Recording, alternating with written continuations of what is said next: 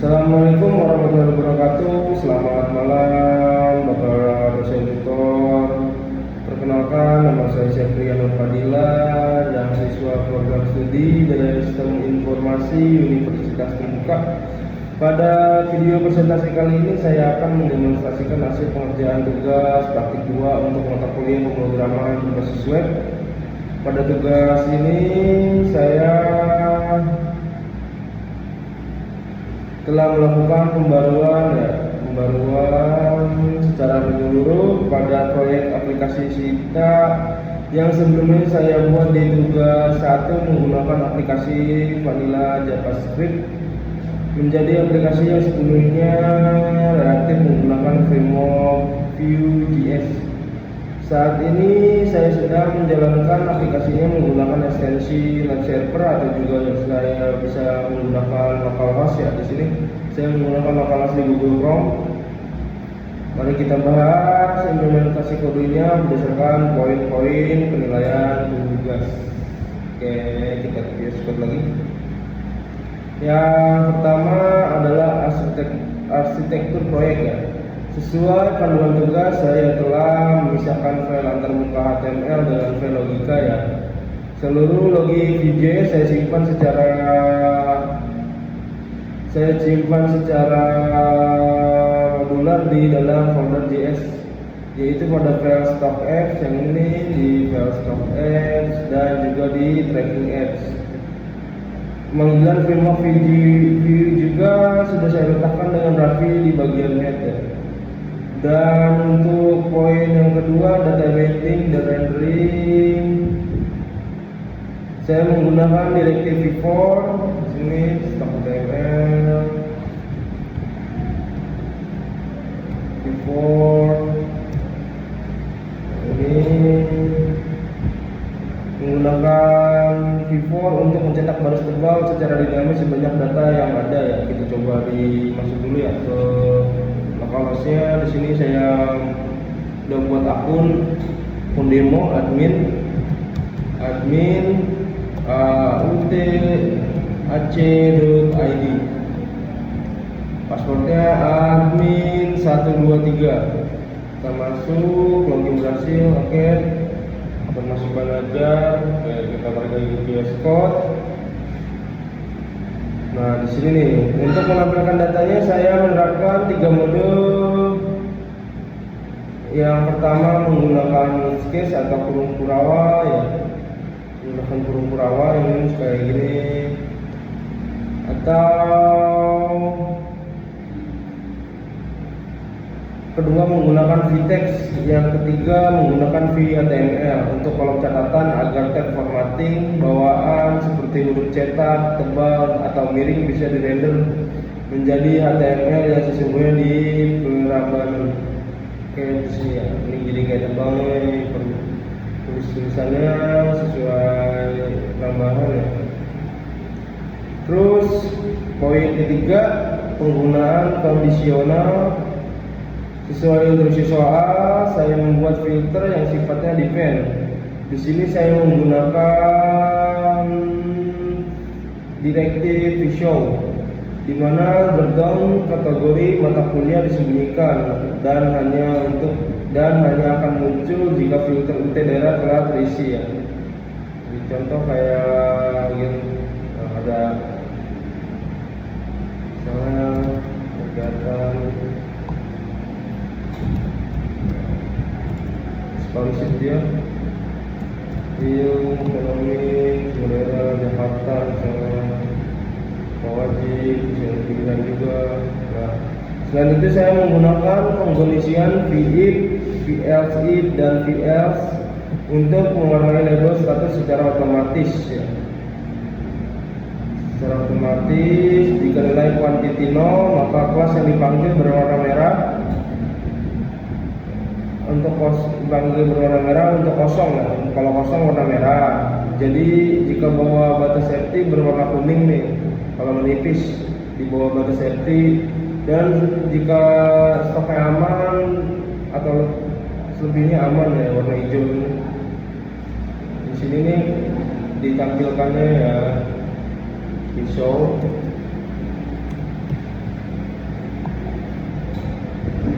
Visa VIP.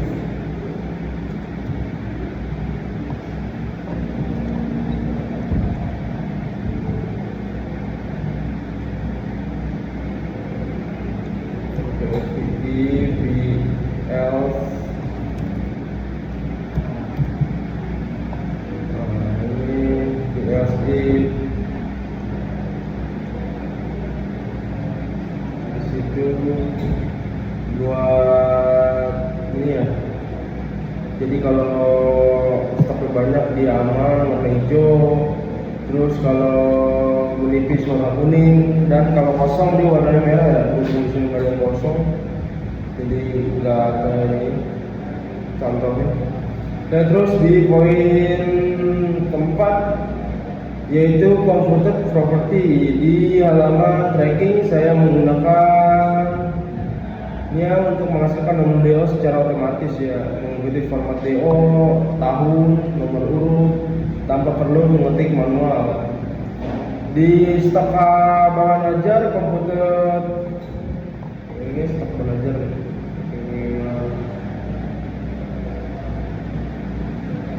ajar yang ini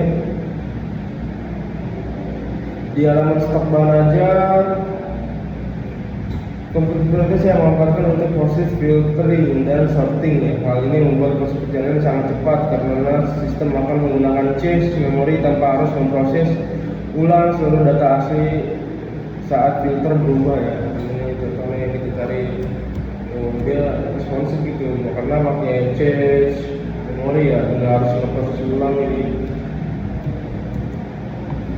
Kelihatan bisa di Jakarta kayak gini, ada di Surabaya ada yang ini, pasar ini responsif ini, masih mudahnya semua buku melihat.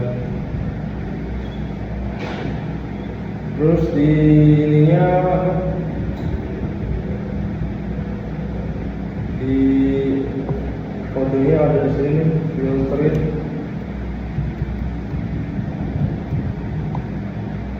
Ini filter stok komputer, filter stok ya, ini yang fungsinya untuk yang ini tadi buat filter bahan ajar dari UTD atau PBG mana. Nah, kalau kita cari keyword di sini bisa lihat.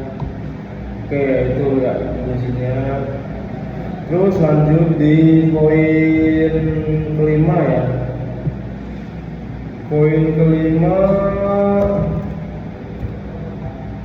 adalah penggunaan minimal dua watcher. Watcher pertama saya terapkan pada prompt pembuatan DO, di mana sistem mengawasi kolom nama dan secara otomatis mengubah huruf yang diketik menjadi kapital. Itu kita coba ya di TKP langsung. Saya tracking aja. Sini misalnya saya ketik nama saya Prian, dia langsung kapital gitu tulisan ini, paket apa namanya, langsung apa, nggak bisa huruf kecil jadi huruf gede otomatis gitu.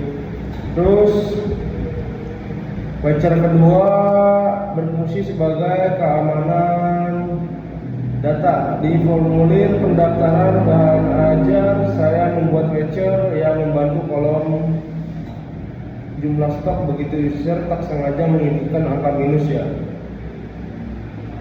Watcher langsung mendeteksinya, memunculkan alert dan menerapkan kembali nilainya menjadi 0. Contoh nih kayak gini contohnya, misalkan di informasi bahan ajar. Sekarang ini tambah bahan ajar baru nih, misalkan user salah, misalnya dia nulis minus 8. Nah, di sini langsung kelihatan peringatan ya, jumlah stok tak boleh bernilai negatif. Jadi ini watcher yang kedua adalah berfungsi sebagai keamanan data ya, buat di formulir pendaftaran bahan ajar. Watcher langsung mendeteksi dan memunculkan alert seperti ini ya. Oke. Untuk poin ke-6 dan ke-7 formulir kreativitas antarmuka. Poin terakhir kita masuk dulu ke tracking pengiriman. Nah, di paket Bang Najar ya, paket kiriman.